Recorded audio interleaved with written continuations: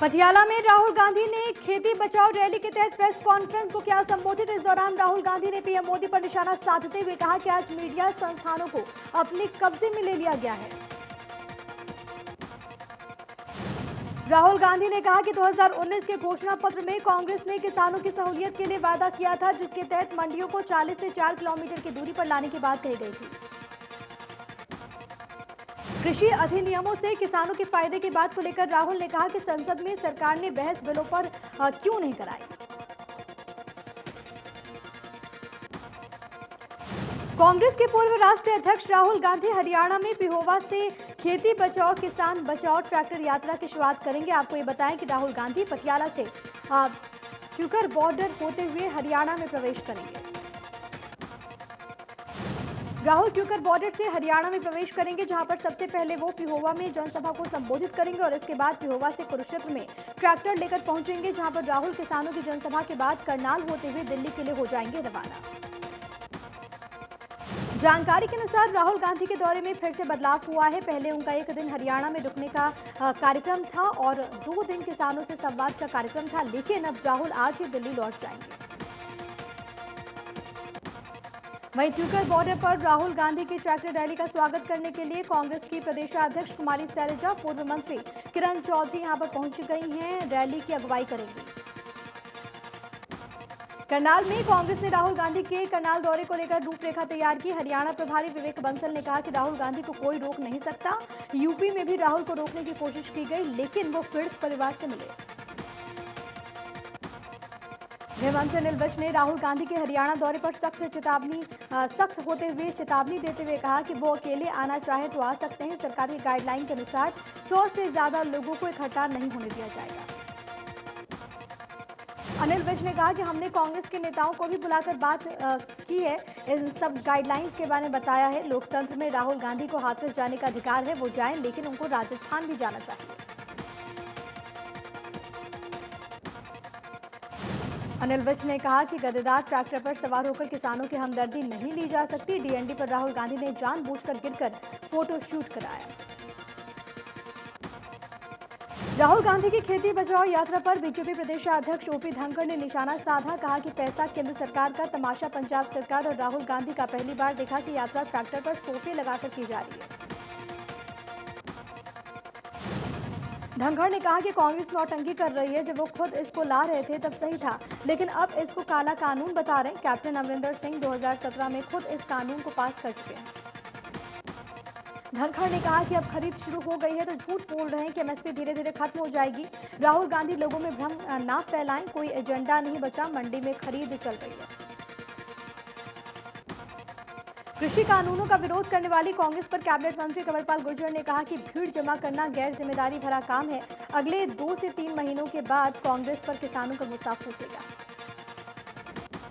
अंबाला में केंद्रीय राज्य मंत्री रतनलाल कटारिया ने कृषि कानूनों को लेकर प्रेस कॉन्फ्रेंस की। कहा कि कांग्रेस के शासनकाल में भानु प्रताप सिंह और शरद जोशी कमेटी बनी और दोनों कमेटियों ने इन बिल्स को हरी झंडी दी। कटारिया ने राहुल गांधी के उस बयान पर प्रतिक्रिया दी जिसमें राहुल गांधी ने कहा था कि कांग्रेस की सरकार आते ही इन बिल को फाड़ कर डस्टबिन में डाल दिया जाएगा। कटारिया ने कहा कि इस वक्त फिलहाल कांग्रेस डस्टबिन में है। से मनोहर लाल ने राहुल गांधी की किसान यात्रा पर भी टिप्पणी की। उन्होंने कहा कि अगर कोई प्यार से हरियाणा में आता है तो कोई आपत्ति नहीं, लेकिन अगर हुड़दंग मचाते हुए कोई प्रदेश में घुसेगा तो ठीक नहीं होगा। राज्यसभा सदस्य डीपी वत्स ने कहा कि 9 अक्टूबर को हांसी में ट्रैक्टर रैली का आयोजन होना है। इसका उद्देश्य केंद्र सरकार के लागू किए गए कृषि कानूनों के बारे में लोगों को जागरूक करना है। डीपी वत्स ने कहा कि सभी विधेयक किसानों के हित के लिए हैं। इस रैली में हिसार लोकसभा से सांसद ब्रिजेंद्र सिंह हिस्सा लेंगे और इस दौरान विधायक विनोद भयाना सहित कई कार्यकर्ता मौजूद रहेंगे। विधानसभा अध्यक्ष ज्ञानचंद गुप्ता ने पंचकुला के गांव बतोड़ को सौगात दी। तकरीबन 50 लाख की लागत के विकास कार्यों का उद्घाटन किया, शिलान्यास किया। ग्रामीणों ने जताया आभार। बड़ौदा हल्के में पूर्व प्रत्याशी रहे योगेश्वर दत्त ने बड़ौदा हल्के के गांव का दौरा किया, लोगों की समस्याओं से रूबरू हुए। पूर्व सीएम भूपेंद्र सिंह हुड्डा पर वार किया। योगेश्वर दत्त ने कटाक्ष करते हुए कहा कि अगर राजनीति गलत है तो 3-3 पीढ़ियों तक राजनीति क्यों की। मैं राजनीति में कुछ करने के लिए आया, खेल क्षेत्र, शिक्षा की बात हो या फिर किसानों के हक की, हमने सब काम किए।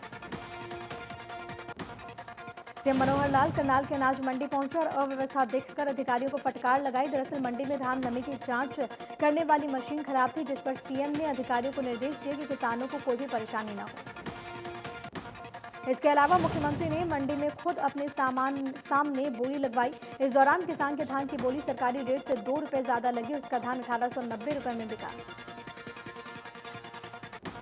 सहकारिता मंत्री बनवारी लाल रेवाड़ी के अनाज मंडी में पहुंचे। यहां पर उन्होंने बाजरे की खरीद का जायजा लिया। सहकारिता मंत्री ने दावा किया कि किसानों को कोई परेशानी नहीं होने दी जाएगी। मंडी में इसके लिए पुख्ता इंतजाम किए गए हैं। बनवारी लाल ने कहा कि विपक्ष के पास कोई मुद्दा नहीं बचा, इसलिए किसानों को बरगलाया जा रहा है। ट्रैक्टर ट्रॉली निकालकर किसानों को गुमराह किया जा रहा है। मंडियां चल रही हैं, एमएसपी पर खरीद भी हो रही है, जो विपक्ष के मुंह पर करारा तमाचा है। करनाल के अनाज मंडी में किसानों को गेट पास नहीं मिलने से सर्विस रोड पर 1 किलोमीटर लंबा जाम लग गया। दरअसल किसान मंडी में धान लेकर आ रहे हैं, लेकिन गेट पास नहीं बनने से जाम की स्थिति बन गई है। बता दें कि अनाज मंडी के 2 गेटों पर गेट पास बनाए जा रहे हैं, जिससे मंडी के बाहर करीब 500 से ज्यादा ट्रॉलियां इकट्ठा हो गई। अंबाला में धान की खरीद नहीं होने से नाराज किसानों ने मार्केट कमेटी ऑफिस के बाहर धरना प्रदर्शन किया। किसान नेताओं ने सरकार पर पोर्टल बंद करने का आरोप लगाया। किसानों ने बताया कि पिछले 3 दिन से पोर्टल नहीं चल रहा, जिससे किसान परेशान हैं। किसानों के प्रदर्शन को देखते हुए भारी पुलिस बल मौके पर तैनात। नीलोखेड़ी के निकटू अनाज मंडी में किसान और आढ़ती परेशानी की बात कर रहे हैं। किसानों और आढ़तियों का आरोप है कि धान लिफ्टिंग का काम तेजी से नहीं हो पा रहा। किसानों को मंडी में धान डालने में परेशानी हो रही है। मंडी प्रधान और किसानों ने प्रशासन से मांग की है कि लिफ्टिंग का काम तेजी से हो।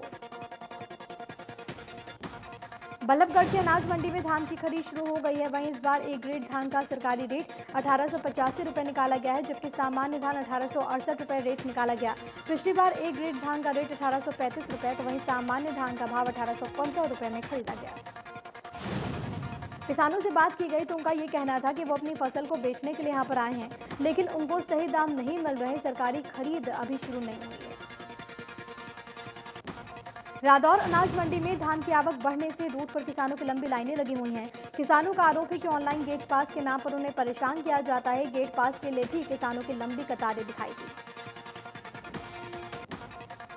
रादौर अनाज मंडी में उठान के काम के चलते रविवार को धान की खरीद न होने की वजह से सोमवार को मंडी में जाम की स्थिति उत्पन्न हो गई। हालात ऐसे बन गए कि फसल लेकर पहुंच रहे किसानों की जहां पर रूट पर 1 किलोमीटर लंबी लाइनें लग गई, तो वहीं गेट पास कटवाने के लिए भी किसानों की लंबी कतारें देखने को मिली।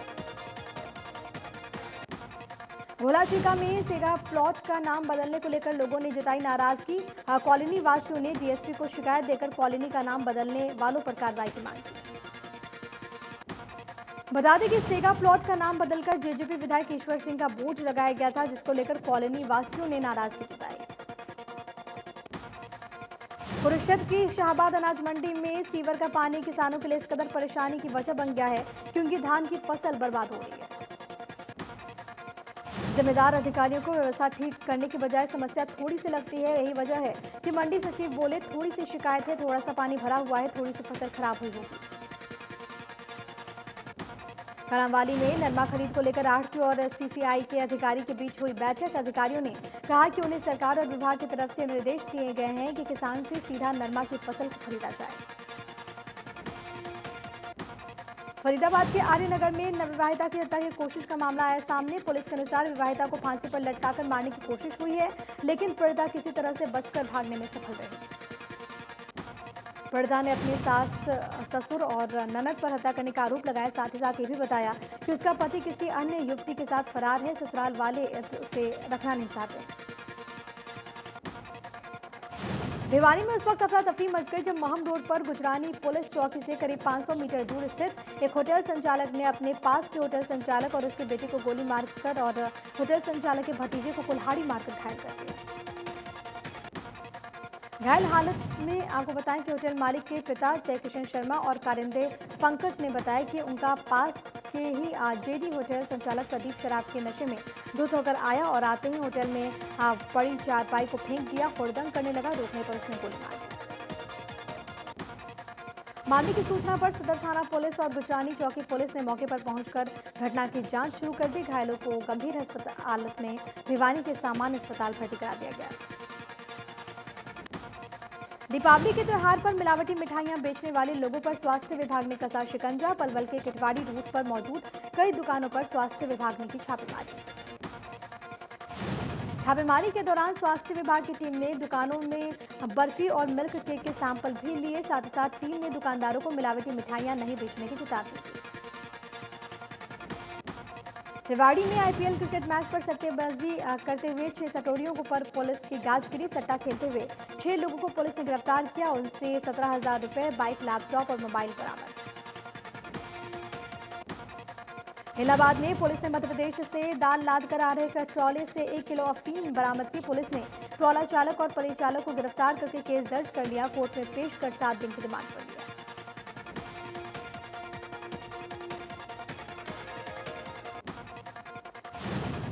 अंबाला के अनाज मंडी में आढ़ती ने दुकान में फंदा लगाकर आत्महत्या कर ली। सुसाइड नोट में आढ़ती ने हेफेड अधिकारी पर तंग करने का आरोप लगाया। पुलिस मामले की जांच में जुटी। सुसाइड नोट में आढ़ती ने लिखा कि उसकी राइस मिल है, लेकिन अधिकारी धान लेने की अनुमति नहीं दे रहे। उनके ऊपर लोन है जिसे वो कैसे भरेंगे। मृतक के परिजनों ने अधिकारी पर रिश्वत मांगने का आरोप लगाया।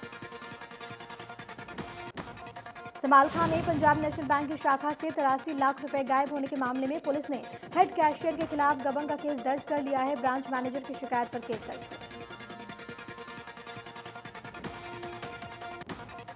ब्रांच मैनेजर ने पुलिस से शिकायत में बताया कि क्लोजिंग होने के कारण बैंक में जमा कैश पानीपत करेंसी चेस्ट में जमा कराना था। इस बारे में हेड कैशियर को कहा गया, लेकिन वो बैंक से बाहर तो गए पर वापस नहीं लौटे। पलवल में शादी समारोह में फूल डालने का काम करने वाली महिला के साथ 3 लोगों ने दुष्कर्म किया। महिला की शिकायत पर पुलिस ने केस दर्ज कर लिया है। आरोपी की तलाश जारी। पीड़िता ने बताया कि वो शादी समारोह में फूल डालने गई थी। 3 लोगों ने कमरा बंद करके उसके साथ बारी बारी से दुष्कर्म किया। विरोध करने और किसी को बताने पर पीड़िता को आरोपियों ने जान से मारने की धमकी दी। मौके से फरार हो गए। पंचकुला में आरटीए ने ओवरलोड गाड़ियों पर शिकंजा कसा। इस दौरान 9 गाड़ियों को इंपाउंड किया गया, जबकि करीब 4 लाख रुपए के चालान काटे गए। Sector 5 bus stand, industrial area, Alipur, Barwala, Raipur, Rani और मड़ामाला के साथ ही साथ माइनिंग एरिया में चालान काटे गए। आरटीओ इंस्पेक्टर ने बताया कि आगे भी कार्रवाई रहेगी जारी। सड़कों पर बेतरतीब तरीके से ऑटो लगाने वाले जाम को लेकर फरीदाबाद पुलिस ने ऑटो चालकों के खिलाफ अभियान चलाया। ऐसे ऑटो चालकों के खिलाफ 1 दर्जन से ज्यादा मुकदमा दर्ज किए। एसएचओ की माने तो पहले सभी ऑटो चालकों को समझाया गया और सड़कों पर इधर उधर ऑटो लगाने को मना किया गया। बावजूद इसके ऑटो चालक मनमानी तरीके से जगह जगह रोड पर कहीं पर भी ऑटो खड़ा कर रहे थे। फतेहाबाद में जबरदस्त बवाल हो गया। सिरसा रोड पर दीप होटल के पास 2 गुट आमने सामने हो गया और इस दौरान एक दूसरे पर पत्थरबाजी हुई। जानकारी मिल रही है कि पहले दोनों पक्षों में कहासुनी हुई। भिवानी की सब्जी मंडी में बुजुर्ग से 1,60,000 रुपए से भरा बैग चोरी करने का मामला है सामने। बता दें कि बुजुर्ग बैंक से पैसे निकलवाकर सब्जी लेने मंडी गया था। हिंद्री में कुछ बदमाशों ने एक ढाबे पर हमला बोल दिया। बदमाशों के हमले में ढाबा मालिक और कारीगर गंभीर रूप से घायल हो गए। जानकारी मिल रही है कि बदमाशों ने ढाबा कर्मचारियों पर चाकू से हमला बोला। हिंद्री के अनाज मंडी में किसान की ट्रॉली से धान का कट्टा फटने के चलते किसान और मजदूर के बीच मामूली कहासुनी में किसान ने मजदूर पर हमला करते हुए पिस्टल तान दी। इसके बाद मंडी में हंगामा हो गया। मजदूर ने पिस्टल तानने वाले किसान और उसके साथियों पर पथराव कर दिया, जिसके बाद किसान और उसके साथी मौके से फरार हो गए।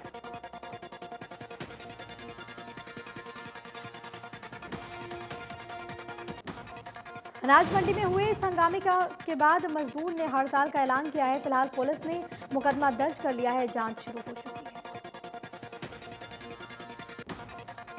समालखा में पुराने बस अड्डे पर शराब ठेके के सामने गोलीकांड हो गया। डेहड़ी पर चाउमीन बेचने वाले के पैर में गोली लग गई।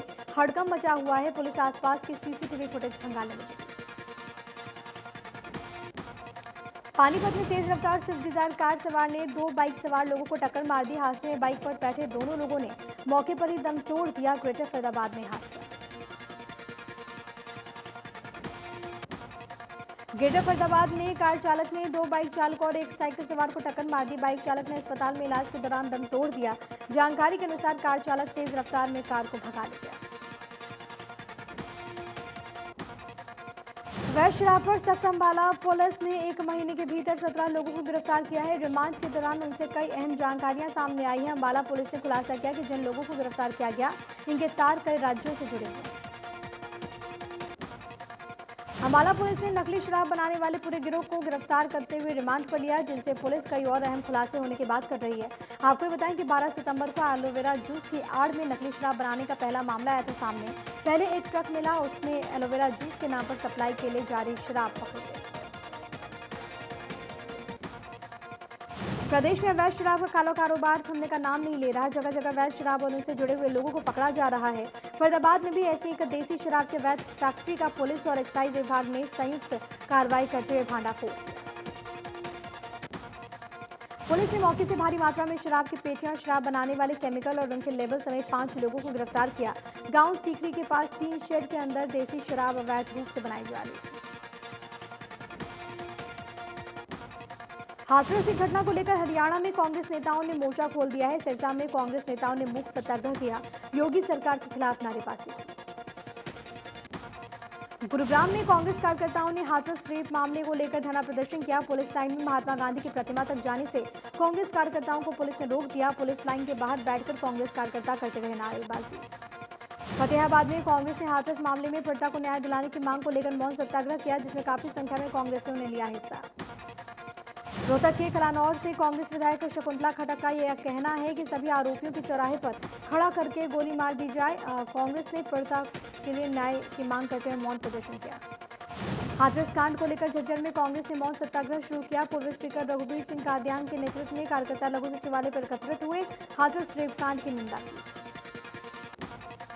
रौंडा में इंडियन बॉटलिंग प्लांट में फायर मॉक ड्रिल की गई। करीब 22 मिनट की मशक्कत के बाद यूनिट 4 में लगी आग पर काबू पाया गया। इस दौरान एम्बुलेंस, फायर ब्रिगेड और पुलिस दल मौजूद था। सोनीपत के छात्र हर्षवर्धन ने जेईई एडवांस में 9वां रैंक हासिल किया है और हरियाणा का नाम रोशन किया। रिजल्ट आते ही छात्र के परिवार में खुशी की लहर। हर्षवर्धन ने सफलता का श्रेय माता पिता और गुरुजनों को दिया। कहा कि उम्मीद थी कि 6वां रैंक आएगा, लेकिन इस रैंक से खुश हूं। मुंबई ITI में एडमिशन लेकर सपना पूरा करूंगा।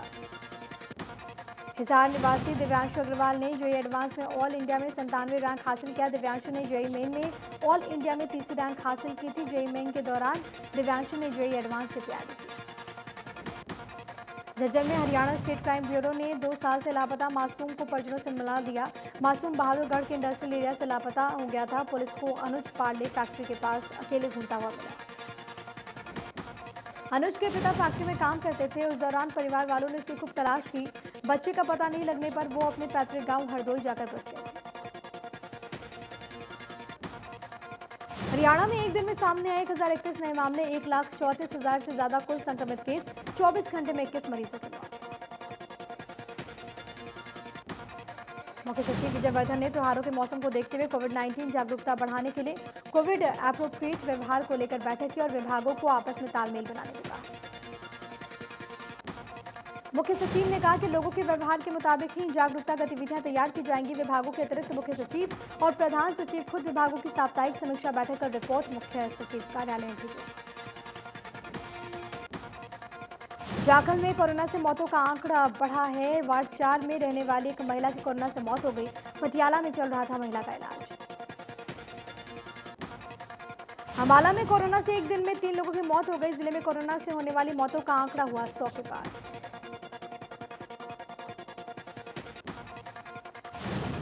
देश में एक दिन में 59,893 नए मामले आए सामने। 885 लोगों की मौत। कुल मरीजों की संख्या हुई 66,82,000 के पार। महाराष्ट्र में कोरोना जमकर मचा रहा तबाही। एक दिन में हुई 263 लोगों की मौत। कुल मरीजों की संख्या 14,53,653। आंध्र प्रदेश में 24 घंटे में सामने आए 4,256 नए मामले। कुल मरीजों की संख्या 7,23,000 के पार। अब तक ठीक हुए 6,66,433। यूपी में कोरोना का कहर लगातार जारी। 24 घंटे में सामने आए 2,971 नए मामले। कुल मरीजों की संख्या हुई 4,17,437। दिल्ली में लगातार बढ़ रहा कोरोना का आंकड़ा। एक दिन में सामने आए 1,947 नए मामले, 32 लोगों की मौत। अब तक दिल्ली में 2,63,938 मरीज हो चुके हैं। पंजाब में कोरोना से हाहाकार का माहौल, लगातार बढ़कर मरीजों की संख्या हुई 1,19,886। राज्य में अब भी 12,897 केस एक्टिव। पूरी दुनिया में कोरोना की लगातार बढ़ रही रफ्तार, कुल मरीजों की संख्या हुई 3,56,00,000 के पार। अब तक 10,45,000 से ज्यादा मौतें। अमेरिका में कोरोना से लगातार बढ़ रहा मौतों का आंकड़ा, 2,15,000 से ज्यादा लोगों की मौत। कुल मरीजों की संख्या हुई 76,79,000। ब्राजील में कोरोना से ठीक होने वाले मरीजों की संख्या में लगातार इजाफा, अब तक 42,95,000 से ज्यादा मरीज हो चुके हैं ठीक। कुल मरीजों का आंकड़ा हुआ 49,40,000 के पार। रूस में कोरोना मरीजों की लगातार बढ़ रही संख्या, कुल मरीजों का आंकड़ा हुआ 12,25,889। रूस में अब 2,22,090 केस एक्टिव।